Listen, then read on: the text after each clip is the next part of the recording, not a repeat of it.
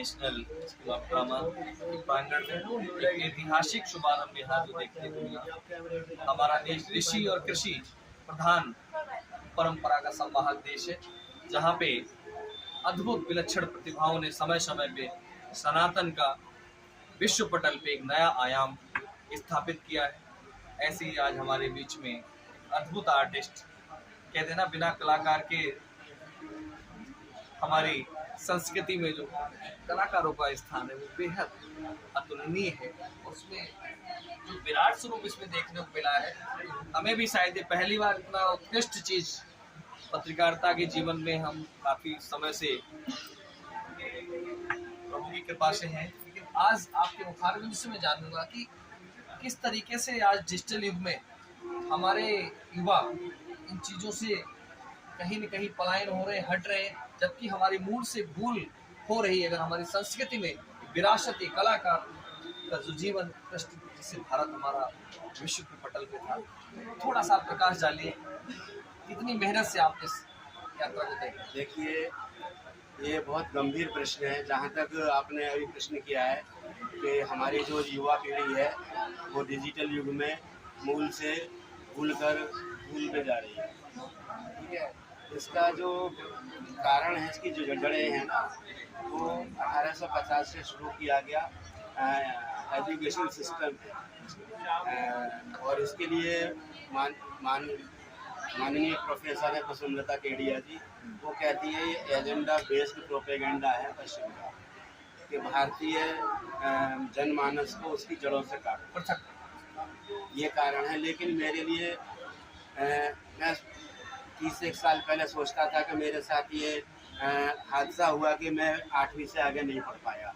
लेकिन जैसे जैसे मैं अंतर यात्रा में जाता गया और मैं विद्वानों को पढ़ता गया, तो मुझे पता चला कि अच्छा हुआ मैं कॉलेजों में नहीं भटका, मैं लाइब्रेरियों में नहीं खोया, वरना मैं भी दसियों प्रोफेसर्स की पूछ पकड़ कर लटका होता।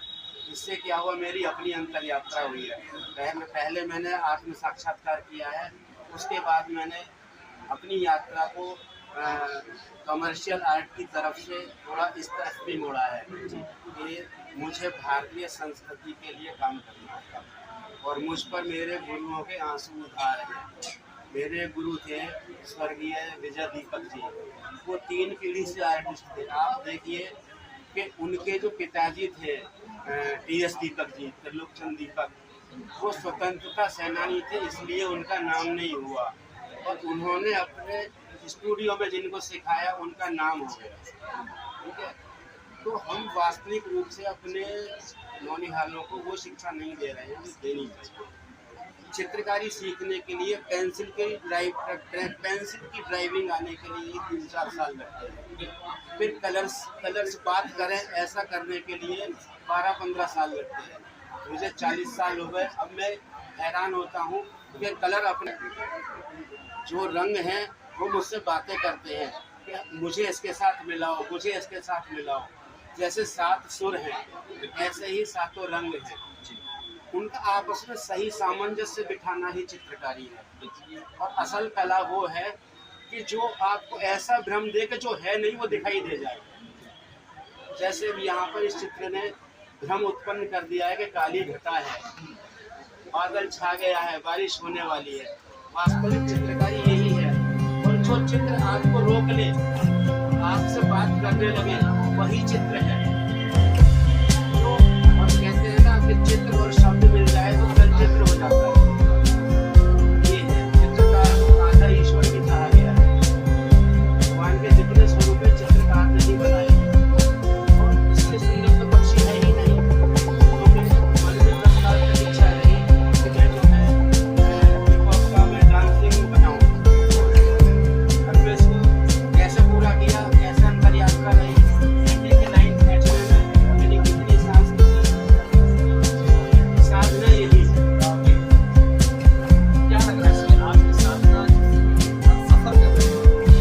रिसर्च सेंटर और सरकार की वो सपोर्ट, कहीं कोई अपील आप चाहेंगे भारत सरकार की? ये है हमारी कला जो विलुप्त हो रही है, गुरु शिष्य परंपरा वापस आनी चाहिए।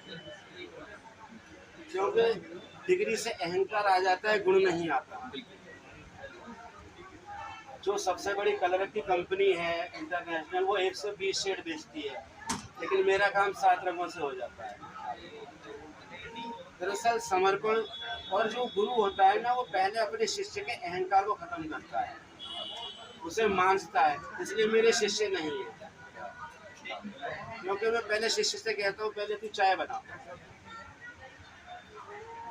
मैंने जिस फॉर्मेट से सीखा है, पहले उसको बिल्कुल प्लेट को साफ करना है। आजकल क्या है कि ढंग से पेंसिल पकड़नी नहीं आती और यूट्यूब पे अपना स्केच डालना है, बात है ये। नहीं मकीन खतरे की जान का सिस्टम। और आज तो इत्तेफाक से मेरे साथ मेरे 35-36 साल पुराने मित्र खड़े हुए हैं जो इत्तेफाक से आए हुए हैं, उनके सामने मैंने ये सब सीखा है, किया हुआ है। उन्हें पता है कि कितना स्ट्रगल किया है। तो कहीं ना कहीं अभी भी आपको लग रहा है संघर्ष निरंतर जारी है कलाकारों का, उस तरीके का सपोर्ट अभी नहीं मिल पा रहा है जो मिलना चाहिए? देखिए, संघर्ष तो हर सांस पर है, हमारी हर सांस संघर्ष करती है, हमारे फेफड़े संघर्ष करते हैं, हमें इस सर्कल को पूरा करना है। मैं खुद चाहता हूँ कि ये पेंटिंग मेरी सही स्थान पर पहुँचे और मुझे मौका मिले तो मैं चित्रकारी के ऊपर 1000 पेज की पुस्तक लिखूं। कहते ना हो साथ कोई, अकेले बढ़ो तुम, सफलता तुम्हारे चरण चूम मिलेगी, वही बीज पनपा पनपना जिसे था, ना क्या किसी की गाय होगा है, अगर उठ सको तो हो सूर्य तुम, प्रखरता तुम्हारे चरण चूम मिलेगी। तो आपकी जो संघर्ष की कहानी जो मैंने महाराज जी के माध्यम से भी सुनी है, और जो आपकी पेंटिंग भावनाएं व्यक्त कर रही है, कहीं ना कहीं जो समझदार होगा एक एक चीज में हर गहराई को समझेगा। यहाँ पे जितने लोग आ रहे हैं वो 2 लोगों को और बुलाकर ला रहे हैं और मैग्नीफाइंग ग्लास से चेक कर रहे हैं कि ये दृश्य से ऐसा काम हो सकता है क्या। ये चैलेंज का विषय है। आप किसी बड़े मंच पर इसे रखें और इसकी स्टडी कराएं तो आपको देश भर के जो चुनिंदा आर्टिस्ट हैं वो बताएंगे कि कितना इसमें साधना है, कितनी इसमें मेहनत, कितनी तो साधना से शब्द है नहीं। बिल्कुल, ऋषि और कृषि प्रधान परंपरा हमारे भारत जो है संवाहक रहा है, और ऋषियों ने जो चीज दी है, हमारी गुरुचिरा जो आज है, कहीं न कहीं कलाकारों, जब कैमरे नहीं थे और हम महापुरुषों के चित्र देख रहे हैं, उसमें क्रेडिट किसको जाता है? हमारे चित्रकार। तो हमारी ऋषि और कृषि प्रधान परंपरा हमारी संवाहक देश रहा है भारत देश, पुनः विश्व के पटल पे ऐसे स्थापित हो। और आप जैसे चित्रकारों को बहुत बहुत नमन कि आपने इतना और संघर्ष से आपने विराट रूप हमारी नई पीढ़ी के लिए एक चैलेंज दिखाया।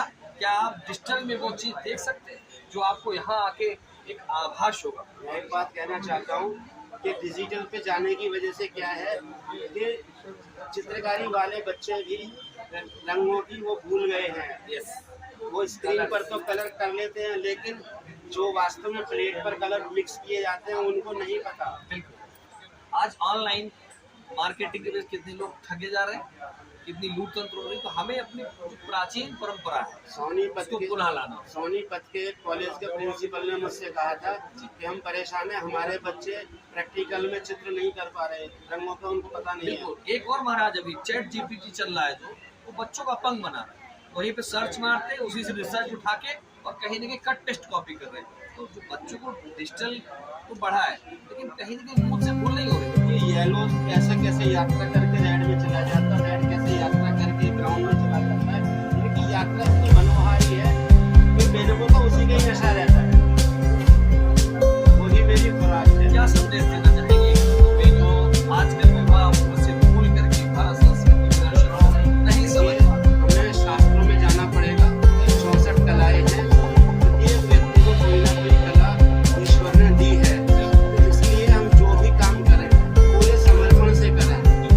कोई भी काम करें, कपड़ा सिले, खाना बनाए, कुछ भी करें, तो अगर मन लगाकर करेंगे तो उसमें हम निष्णात होंगे और अपनी गलतियों को सुधारना ही साधना है।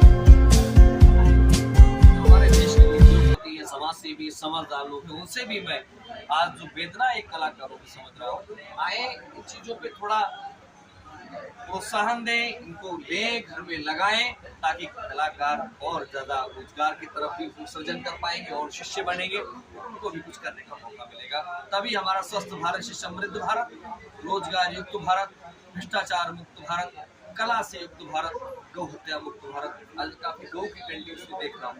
तो चित्रकार और कवि एक लाइन में कागर में सागर भरते, शायद ही कुछ किसी और के पास ये कला हो। इस पर मैंने ये आर्टिकल लिखा हुआ है पूरी मोर पर स्टडी करके। क्या बात है।